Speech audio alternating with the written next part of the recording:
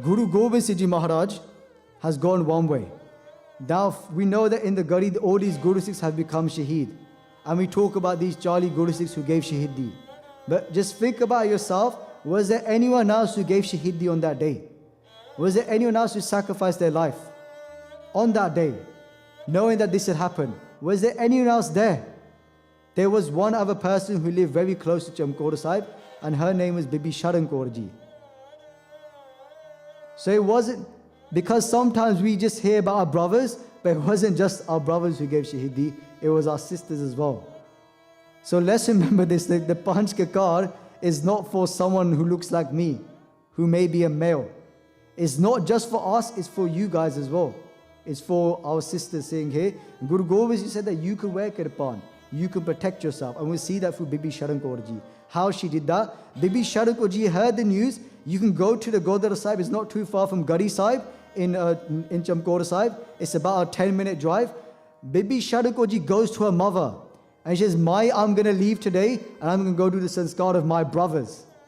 And when she leaves and she goes towards that place, her mother says, but you're going to go, how are you going to get there? She goes, don't worry about that.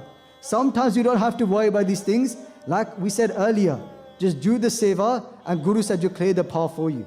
So Mataji, Bibi Sharan Kaur ji, she makes her way to that place and she sees all these bodies in the battlefield. She's made her way through. That when she sees the bodies, remember, there's thousands upon thousands of Mughals and there's only a few Gursikhs, right? How are you going to distinguish between 40 within 10 lakh? How are you going to know who's a Sikh, who's not Sikh? And these Sikhs are not bodies now, they're cut into little pieces. So how do you know who's a Sikh and who is not Sikh? But like we said earlier, when it comes to the Panch, it's a nishani. It's a sign because you could be alive. When we live today, you may see someone walking down the street, you see a kara on their arm, you see the star on the head, you see a gatra, you know there's a kirpan. You see this and you know, that's a Sikh of Guru Gobind Singh Ji Maharaj. But even that person is cut into little pieces. If you see an arm in the battlefield, if you see a Bhai in the battlefield, you know it's a Sikh of Guru Gobind Singh Ji Maharaj because there's a kara on their arm. But if you can't see an arm, you can see a lat, you can see a leg. On that lat, there's a kashera. If there's the body, if there's a body in the battlefield, the arms being cut off, the legs being cut off, what is there still? There's a gatra on the body, there's a Siri Sahib. There's a Siri Sahib, you know, that is Guru Gobind Singh Ji Sikh. You lose the arms, you lose the legs, you use the physical body, you just have a head, you have the long case of the Gursikh. And you see the Kanga inside of the star as well. So you know that this is a Gursikh of Guru Gobind Singh Ji Maharaj in this battlefield. So whether someone is alive, whether someone is dead, you know that there's still a Sikh of Guru Gobind Singh Ji Maharaj and no death can come near that person. So Bibi Sharan Kaur ji collects all the body parts and she lights a big fire. She's not 25. Bibi Sharan Kaur ji is not 30, 40. She's 16 years old. 16, I'm sure there's a few 16-year-olds in this room. Look how young Bibi Sharan Kaur ji is. She's picking up the bodies, she's picking up corpses to get her brother's arms and legs and bodies and put it on a funeral pyre to do the Antam Sanskar.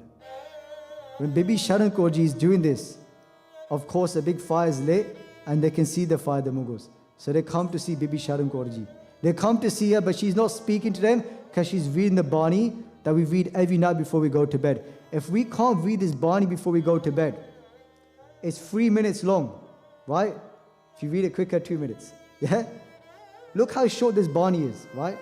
Now, I understand doing the Sukhmani Sahib takes much longer, but how we have no excuse in life.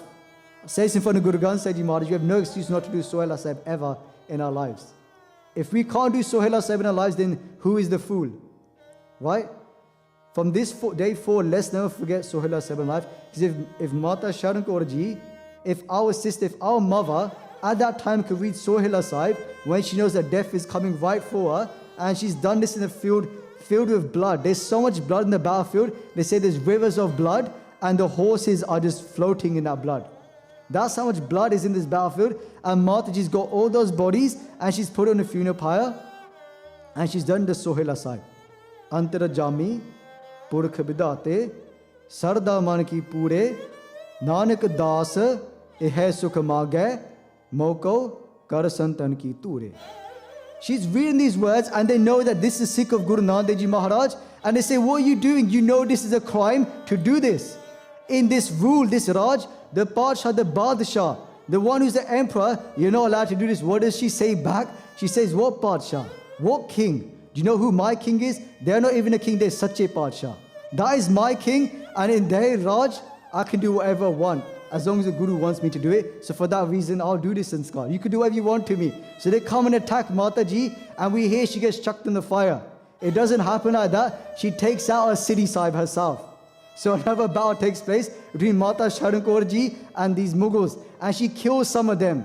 She wounds some of them, and then they hit her. Over the head, she falls to the floor, and then Mata Sharan Kaur ji, she's chucked upon the funeral pyre, and then she becomes Shaheed then.